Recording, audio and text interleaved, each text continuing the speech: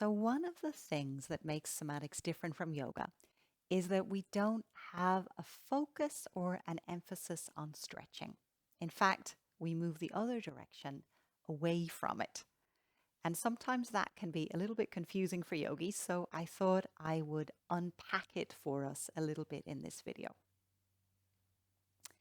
If you take your fingers and place them on one of your biceps, you might already be able to feel that there is a certain amount of what is called tone under your fingers.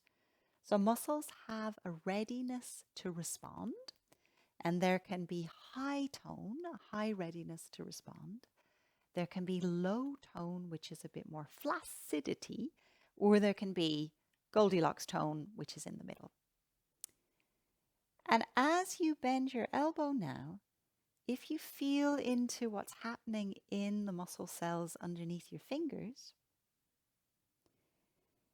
you will feel a shortening contraction and then what is called a lengthening contraction. Shortening and lengthening.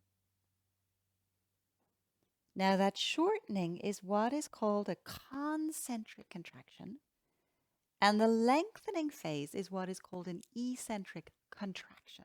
And that terminology sometimes slips people up.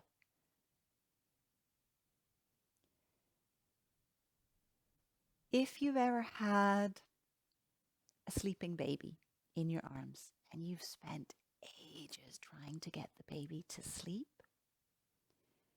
you very, very slowly put the baby down. So eccentric contraction has arguably more control needed than a concentric, a shortening contraction. And a lot of movement systems focus on the shortening, so the sit-up part of the sitting of a sit-up.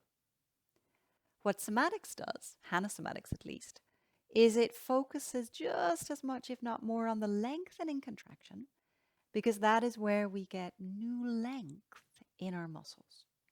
So the eccentric is part of where we get new muscle tone. The official definition of appendiculation is a concentric contraction stronger than the current muscle tonus, followed by an eccentric contraction, followed by a pause. So what does that mean in plain English? I've brought a little model along to help. So let's say this is your bicep, and this is the resting length of your bicep, but your bicep already has a little bit of tone. It's already partially contracted. What we might try to do in yoga is we might try to take the two ends of those muscles, that muscle away from each other. We might try to stretch. In somatics, what we do is we say, well, this is where the nervous system, the body, the brain wants to go into concentric. So we move more into the shortening contraction. And then we slowly, slowly, slowly release out with control into the eccentric. And what usually happens is that we move beyond where we started. We move into greater length than where we started. Now, what these sort of linear models don't explain very well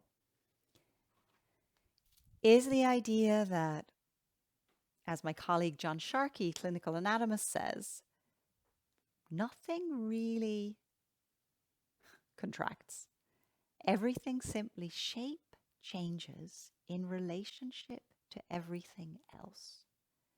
So if you ask John how many muscles are in the body, his answer is 1. So I put that idea in just to tease us all a little bit about what we think we know about the body. And it can be very useful in cases of pain, tension, wanting to change our own patterns of movement, to consider that actually there's a whole lot more going on than this linear gliding short and gliding long.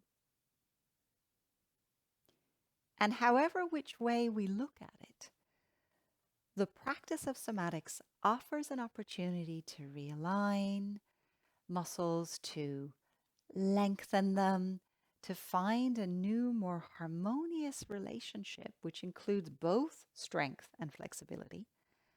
And with that new harmony, with that better relating between the parts, the whole can move pretty much in any way we want with ease.